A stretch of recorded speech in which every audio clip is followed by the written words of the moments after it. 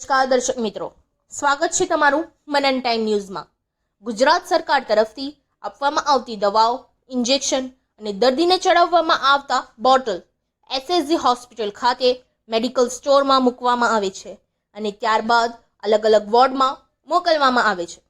ત્યારે આજ રોજ એસએસજી હોસ્પિટલના મેડિકલ સ્ટોરમાંથી રજસ એન્ટરપ્રાઇઝના કર્મચારીઓ દ્વારા પહેલે માળથી બોટલના બોક્સ નીચે નાખતા કેમેરામાં કેદ થઈ ગયા હતા અને ક્યાંક તો એવા પણ દ્રશ્ય જોવા મળ્યા કે બોક્સમાંથી દર્દીઓને ચડાવવામાં આવતા બોક્સ ફાટી બોટલ નીચે પડ્યા હતા।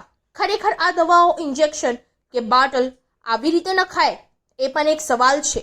દર્દીઓને ચડાવવામાં આવતા બોટલ કે ઇન્જેક્શન તૂટી જાય તો જવાબદાર કોણ?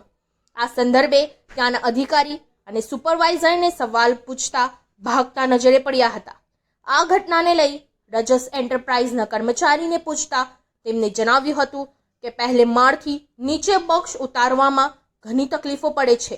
આ બોક્સ ખૂબ જ વજનદાર હોય છે અને આવા ઉનાળાના તાપમાં કામ કરવાથી થાકી જવાય છે, એટલે દાદર પરથી નાખીએ છીએ।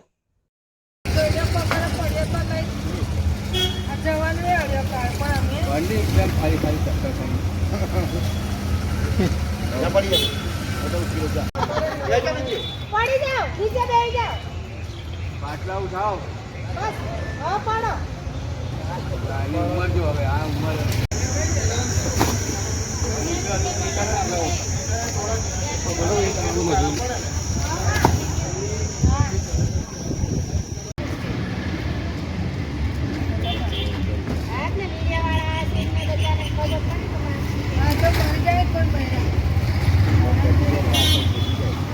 अरे भाई ये तो ये उतारी रहा है तो काम કરી નથી ચાલતી। આ તો ઇન્ડિયન ઉતારી રહ્યા છે। એટલે પણ સાના માટે એમ કીધું બેટા? અરે બહુ વોર્ડમાં લઈ જાય છે ને એના માટે ઇન્ડિયન ઉતારી રહ્યા છે લોકો। આ ફેંકામાં આવે છે એના બાબતે ફેંકતા નથી, લોકો ઉતારી રહ્યા છે। વિડિયો છે મારી પાસે।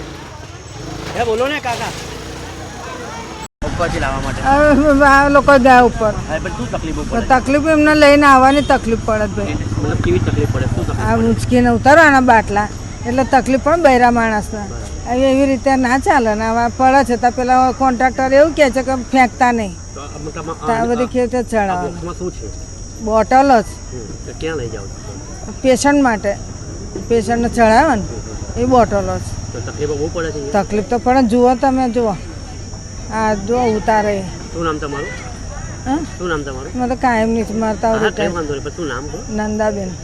નંદાબેન ચિંતા તકલીફ તો પડે જ છે ને। આવી રીતે તો કઈ ઉતારતા હશે આ બોક્સ તો કઈ પછી ઉપરથી જ ફેંકવા પડે, તો નીચે જ અમારે કે ઉચકાય ના કે આટલા બધા ભારે બોક્સ કઈ હવા તો કઈ લીપ મુકાવડાવો કે શું કહેતા હતા પેલા જે સુપરવાઇઝર હતા? શું કહેતા? ના એમનું તો અમે નહીં સાંભળ્યું એમનું તો। ઉપરથી ફેંકતા નહીં એવું બોલતા હતા? હા એટલે એવું કહ્યું કે ઉપરથી ફેંકતા નહીં કે બોક્સ તો ફેંકવો જ પડે ને, ઉચકાય ના આવી રીતે તો કે અમને। શું નામ તમારું? હેતલ।